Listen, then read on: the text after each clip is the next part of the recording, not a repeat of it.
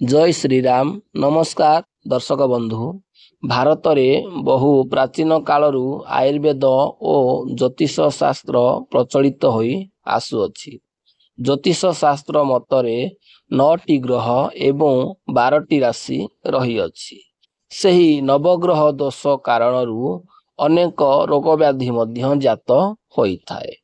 आज आमे माने जानिबा बुध ग्रह दोष जोगु केउ केउ रोग व्याधि सृष्टि होइथाए एवं तार प्रतिकार विषय। मिथुन एवं कन्या राशिर अधिपति हेउछंती बुध। बुधंकर अशुभ दशारु चर्म, नाक, कान, आखि इत्यादि रे विभिन्न रोग देखा जाए। हृदरोग, रक्तचाप, बात रोग, स्नायु पीड़ा इत्यादि मध्य देखा जाए।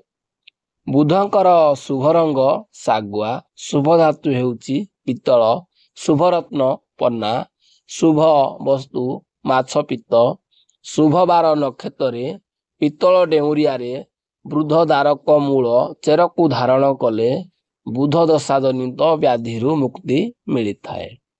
एही डेउरिया को शुभ दिन रे धारण करने सहित उत्तर मुख होई ओ बुध ग्रहाय नमः मंत्र उच्चारण करी धारण करिवे एवं पिजुली गछ लगाइबे।